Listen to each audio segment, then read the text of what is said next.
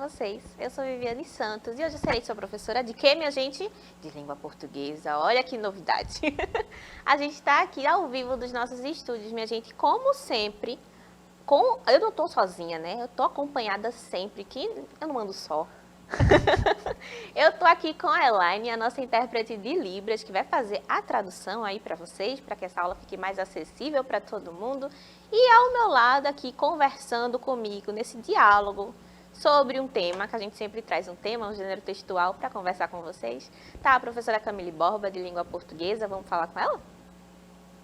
Olá, lindezas, tudo bem? Como sempre, é um prazer estar aqui participando desta aula de língua portuguesa. E eu espero que vocês aproveitem, porque a professora Viviane preparou uma aula sensacional, tá certo? Então, tô por aqui. Um beijo para vocês. Isso. Vamos ver, né, se está sensacional mesmo. A gente vai conversando aqui para ver como é que vai ficar. Olha, a nossa aula de hoje, ela é um misto. A gente vai falar um pouquinho sobre a notícia e vai falar também sobre a entrevista, que é esse gênero textual que a gente vem conversando com vocês desde o ano passado, né? Então, se você quer aí recuperar alguma coisa do que já foi visto, sabe os caminhos, né? Sabe não, chegou agora no Educa Recife, não tem problema. Você vai conhecer tudinho. O que é que tudinho tem? A gente tem o app do Educa Recife e também o nosso canal lá no YouTube. Essas duas plataformas são repositórios de aulas, então se você perdeu a aula aqui ao vivo, você vai lá, dá uma carreirinha no YouTube, assiste aos nossos vídeos que estão lá no canal e baixa o app no seu celular. Por quê, Vivi? Porque é através do app que você vai conseguir se comunicar com a gente aqui ao vivo enquanto a aula acontece. Então não perde tempo. Ó, acabou as aulas de hoje, do dia, já baixa logo o app.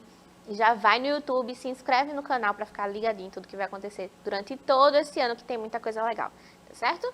Vamos começar. A gente pensa, hoje a nossa ideia é pensar sobre a notícia e sobre a entrevista. Gêneros jornalísticos, né? Vinculados ao jornal. Então eu quero que você pense comigo aí em casa. Olha, qual foi a última notícia que você recebeu, menino e menina aí, que tá aí me acompanhando? Será que vocês lembram?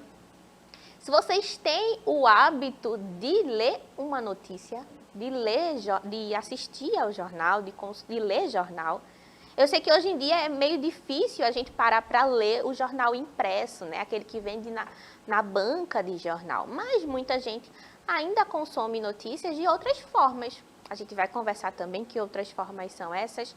Ao longo da aula tem o podcast, tem o jornal Insights, né? Tem o rádio. Então, existem várias formas de se consumir notícia, tá certo? Você lembrou qual foi a última notícia? Se lembrar, conta pra gente lá no YouTube, que a gente vai olhar o que é que vocês estão respondendo. Conta pra gente como foi essa notícia. Era uma notícia boa, era uma notícia ruim? Como é que você se sentiu lendo essa matéria e de quem era, né? O jornal a que estava vinculado, quem produziu essa notícia. E em que meio de comunicação ela estava vinculada? Porque uma notícia ela não vem só. Já pensasse, a notícia ela não tem vida própria, não sai andando por aí. Então, é necessário estar vinculado a algum lugar.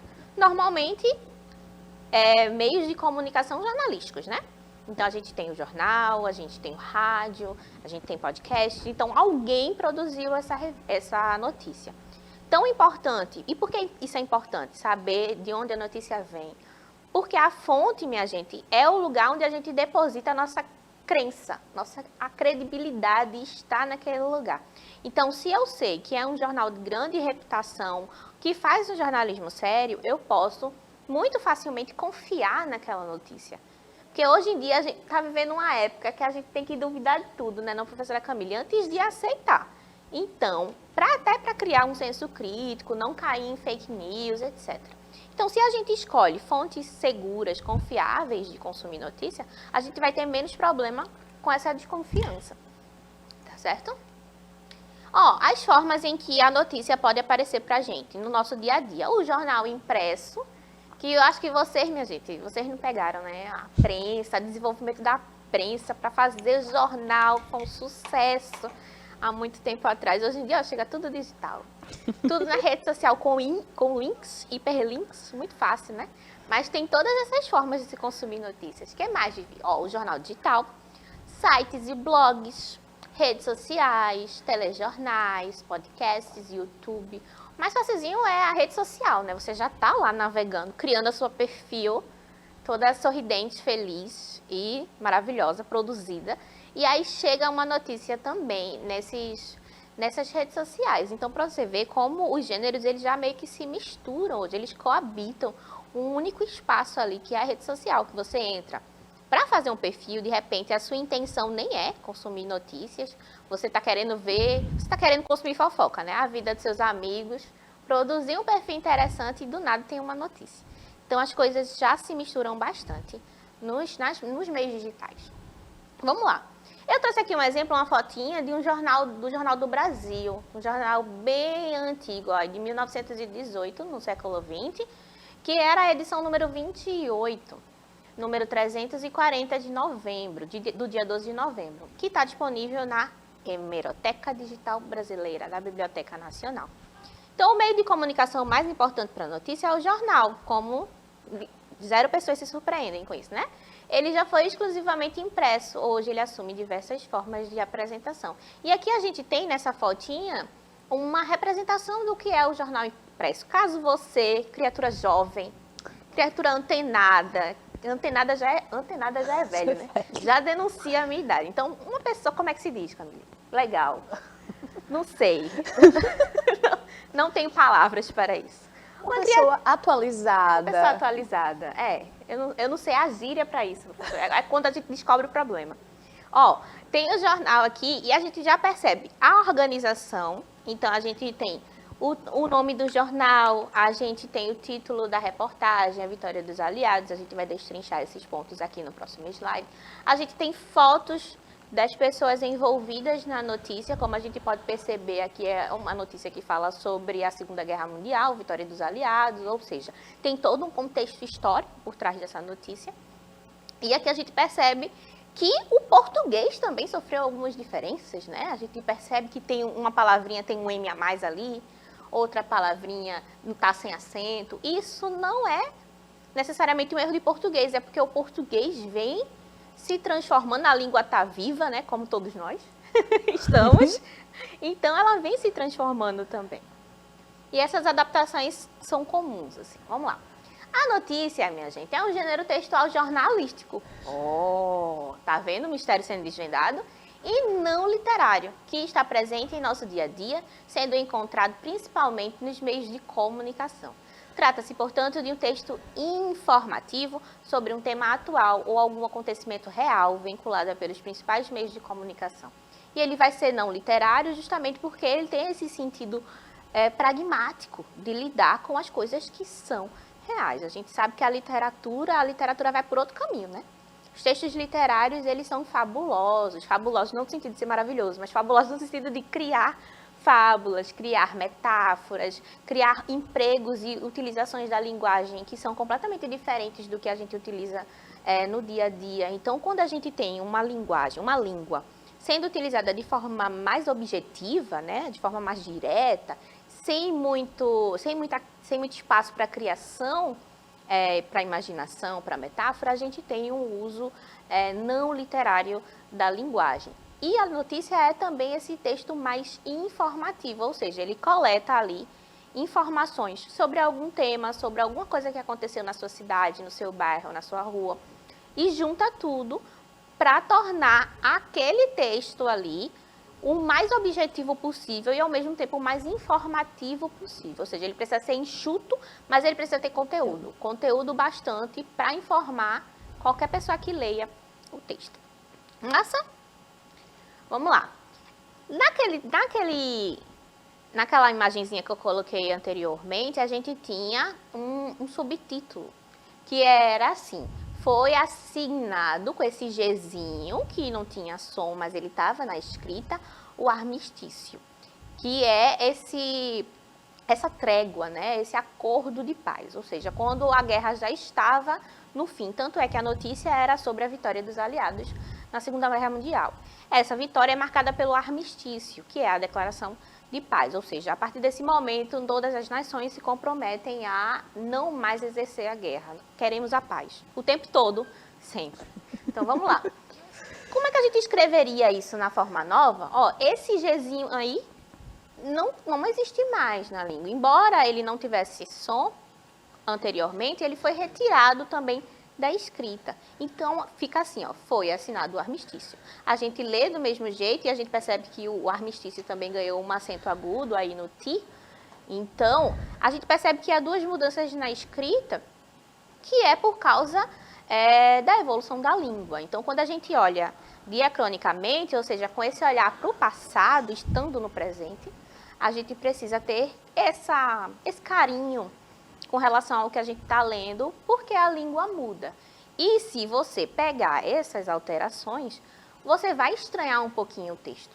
Mas aí você respira e, faz comparações. Será que eu consigo ler armistício do mesmo jeito que eu escrevo hoje? Então, a gente percebe que as alterações não alteram o sentido, né? As alterações, elas são estruturais. Ó, essa construção frasal, que também foi, que eu também coloquei aqui, ela configura a voz passiva, né? Foi assinado o armistício. Então, alguém assinou o armistício. O armistício não assinou nada. E a gente vai ver agora o que é. Quais são as vozes verbais do português importantes, né? Para quando a gente quer fazer uma ação ou quando a gente recebe uma ação. Então, a gente vai entender agora qual é a diferença entre voz passiva, voz ativa e voz reflexiva. Vamos lá?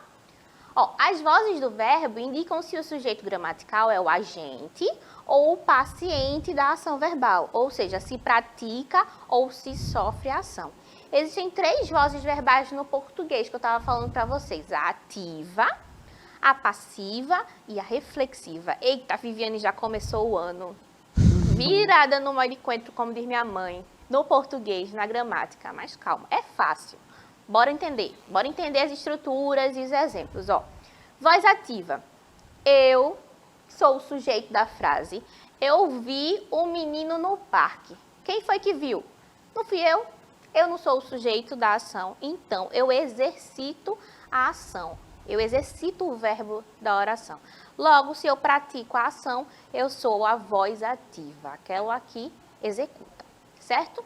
Voz passiva, Vivi. Voz passiva é o contrário, né? Se eu não executo a ação, eu estou recebendo a ação. Se é outra pessoa que não o sujeito que realiza a ação, então a gente tem a voz passiva. Como é que eu escrevo isso? O menino foi visto por mim. Quem é o sujeito da minha oração? O menino. Mas é o menino que vê? Não, sou eu que vejo. Eu sou outra pessoa. Então, se é outra pessoa que pratica a ação que não o sujeito, eu tenho a voz passiva. Porque o sujeito, ele só estava lá, pacífico, mas ele não realiza nenhuma ação. A ação é exercida diante dele, né? Para com ele. Então, a gente tem a caracterização da voz passiva. Tudo bem até aí? Eu sei que a gente está sem chat ainda, né? Não dá para responder, mas qualquer coisa, estamos no YouTube. É sempre bom reforçar, você pode ir lá, dar seu grito de independência ou seu pedido de ajuda, que a gente vai lá te ajudar. E a gente tem a voz reflexiva. O que é isso, Viviane? É quando a gente tem uma pessoa que pratica e recebe a ação ao mesmo tempo. Dá para fazer isso? Dá. Ó, eu vi-me ao espelho. Então, eu vi e eu recebi a ação. Eu fiz e eu recebi a ação. Eu me vi e fui visto através do espelho, por meio do espelho. Então, quando acontece isso, de fazer, o mesmo indivíduo fazer a ação e sofrer a ação, e esse indivíduo é também o sujeito da frase, eu tenho a voz reflexiva. Massa? Deu para entender agora a voz ativa, a voz passiva, a voz reflexiva e entender por que aquela frasezinha do começo estava em voz passiva? Tudo bem, né? Então, vamos continuar. As principais características da notícia é que a gente vai para a estrutura em si. Eu peguei um printzinho do começo do jornal. A gente tem Jornal do Brasil, que é o nome do jornal. Então, na versão impressa, a gente sempre tem na primeira capa o nome do jornal. Na versão digital, ela costuma ficar no cantinho. A gente tem o título da notícia, a vitória dos aliados. Toda notícia tem título, tá, minha gente? Subtítulo, foi assinado o armistício, a guerra virtualmente terminada. Então, esse é o subtítulo. E aqui a gente tem três principais pontos da estrutura da notícia. Tem outros pontos? Tem, Vivi. Mas como a gente tá só começando, é só um esquenta aí. Eu sei que vocês ainda estão no sofá, com preguiça, né? Porque o ano começou agora. Tá todo mundo pensando, meu Deus, quando será o imprensado de carnaval? Então, eu trouxe só uma partezinha, tá certo? Que é o título, nome do jornal, subtítulo, pra gente se ir organizando com relação à estrutura da notícia. Toda notícia é verdadeira, minha gente? O que é que vocês acham? Será que toda notícia é verdadeira? Tudo no mundo é verdadeiro? Bom seria se fosse, né? Então, dessa forma, a notícia também sofre os seus males, assim. Especialmente nessa época digital, nessa época de WhatsApp desenfreado, né? A gente tá mandando informação o tempo todo, tá recebendo, faz tudo pelo WhatsApp. Então, nem toda notícia é verdadeira. Se não é verdadeira, é o quê?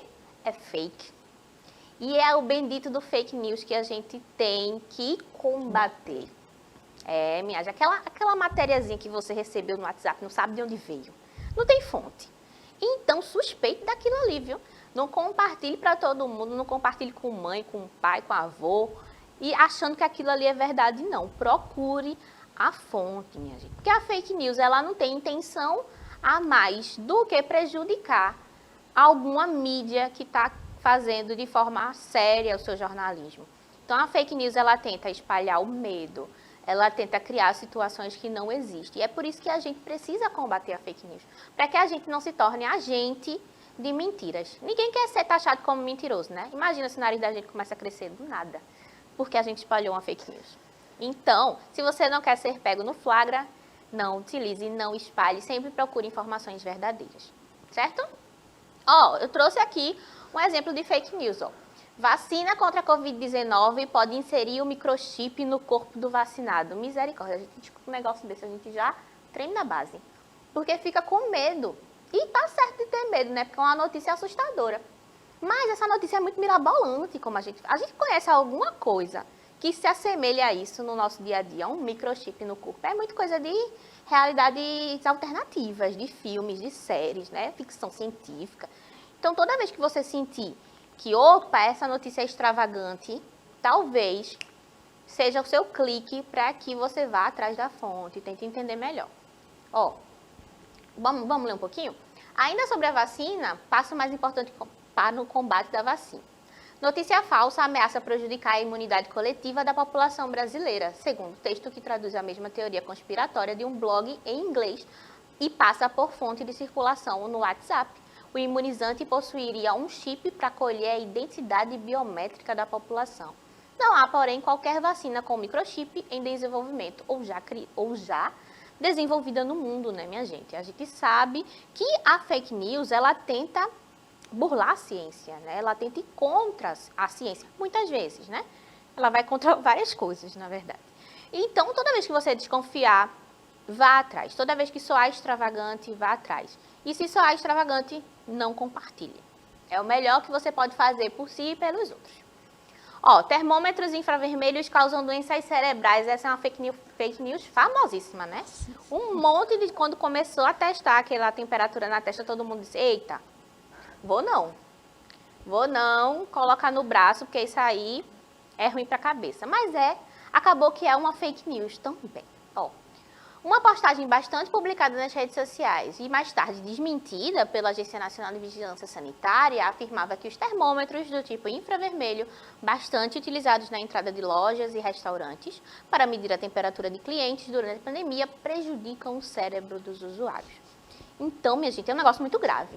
Imagina se um negócio desse ia ser autorizado para circular nas ruas e colocar na porta de todos os restaurantes que a gente frequenta, de todos os lugares que a gente vai, de shoppings, de entradas de lojas, de pontos comerciais, de escolas, de empresas. Então, seria muito perigoso se isso fosse verdade. E soa quase estrombólico, né? Estrombólico, soa assim. Quase como um roteiro de ficção científica. Exatamente. Vacinas com microchip, termômetros infravermelhos, é praticamente uma narrativa de ficção científica. Eu acho que a gente pode fazer um conto e usar eu acho uma ótima ideia, viu? Pessoal, vocês podem exercitar a escrita assim, ó. Pegar essas principais notícias falsas e construir um conto, aí uma fábula, um conto. Seria bom, uma fanfic. Uma fanfic. Já dá pano pra manga. Fake news. Então vamos lá, vamos conceituar fake news e ver como é que a gente luta contra ela com grandes poderes. Vamos lá. Notícias, elas são notícias que aparentam ser verdadeiras, que em algum grau poderiam ser verdade ou que remontam situações para tentar se mostrar confiáveis. Isso são as fake news que vemos atualmente. Por isso, há de se ter cuidado. As notícias falsas não são apenas aquelas extremamente irônicas, que têm o intuito de serem engraçadas e provocar ao leitor. Às vezes, a fake news parece ser muito real. E é por isso que muita gente não consegue distinguir entre é verdade, é mentira, eu compartilho porque eu preciso alertar todo mundo rápido. Que a notícia tem esse caráter de se propagar com muita velocidade, né? Porque ela é muito efêmera, ou seja, ela evapora muito rápido. Então, ela tem prazo de validade. Assim como a notícia é verdadeira, a fake news também se propaga muito rápido. E aí é justamente nesse intuito de fazer com que a gente tenha cuidado com o que a gente está falando, que a gente pede que vocês, toda vez que desconfiar de alguma notícia, não compartilhem. As notícias falsas atualmente buscam disseminar boatos e inverdades com informações que não estão 100% corretas sobre pessoas, partidos políticos, países, políticas públicas, etc. Elas não vão aparentar ser mentira, ainda mais se nós acreditarmos que elas podem ser verdadeiras, mas não são. Então, a fake news é aquela mentira que tem um pezinho, ela pega só um pouquinho, assim, de alguma verdade. Então, por exemplo, tu acha que essas fake news da vacina surgiram antes de se ter uma vacina? Não. Então, foi quando estava surgindo aí a principal forma de combater, né, a forma grave da doença, que começou a surgir as fake news. Então, perceba que alguma coisinha ali da realidade, ela puxa, depois sai desmembrando e criando as suas próprias teorias para assustar as pessoas. Algumas fake news são absurdas e seu principal interesse é criar um alarmismo sobre algum assunto. Se a gente pegar os dois títulos dessas duas fake news que eu trouxe aqui para vocês e parar para analisar, bora lá. O primeiro tinha assim o título: vacina contra a Covid-19 pode inserir um microchip no corpo do vacinado. Minha gente, microchip para mim é só o microchip do celular. Que a gente usa, né, pequenininho, que a gente foi cortando, era grande. Aí o tempo foi cortando, virou um microchip. É a única coisa que eu conheço. Então, você já escutou alguma vez alguém tendo um microchip no corpo? Então, desconfie, tá certo? Não acredite em tudo, não. É muito mirabolante e quer lhe assustar. Termômetros infravermelhos causam doenças cerebrais. É óbvio que isso vai assustar. Óbvio, né? A gente não quer ter nada no cérebro. Então, a não ser inteligência, desenvolvimento intelectual, emocional, essas coisas. Mas, tirando isso, a gente não quer ter nada no cérebro. Então, é óbvio que isso ia assustar as pessoas. É óbvio que isso gera um alarmismo, né? Então, especialmente quando colocar em risco a sua saúde, a saúde dos seus familiares, das pessoas que você conhece, você deve desconfiar da fake news, tá certo? Porque nenhuma ciência feita no mundo tem esse objetivo de atingir a gente de forma negativa, né? De tornar as pessoas mais doentes. Vamos lá, quais são as características da fake news que eu estou falando aqui tem um tempo já, né?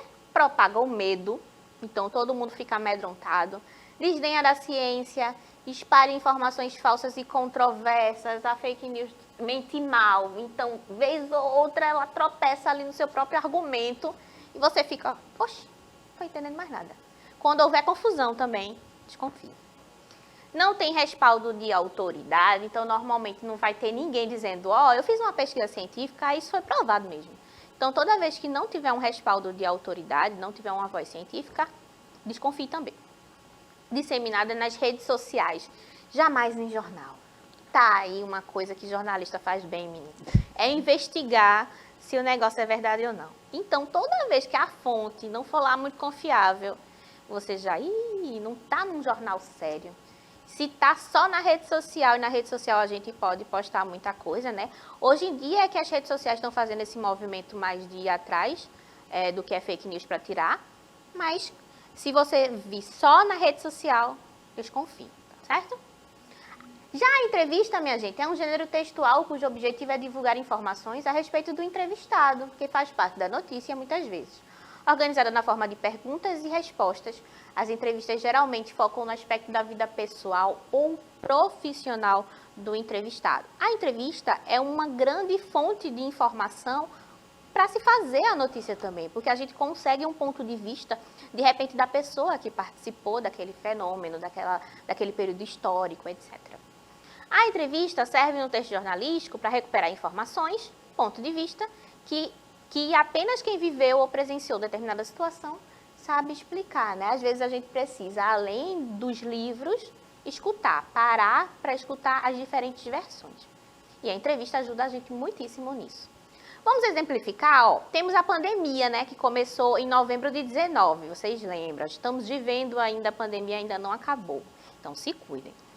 E quase todas as pessoas presenciaram o surgimento da pandemia, né? Então isso virou notícia.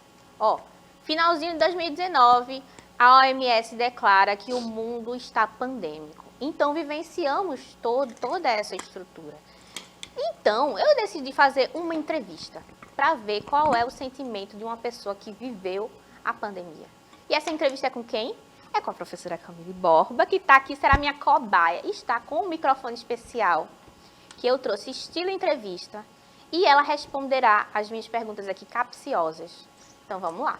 Olha só, professora Vivi, você tenha pena de mim, viu? Não vamos nos comprometer aqui. Não, vai ser de boa. É só para você dizer como é que você se sente, né? Separei algumas perguntinhas. Ó, a primeira. Você se lembra de quando soube a primeira vez sobre a pandemia?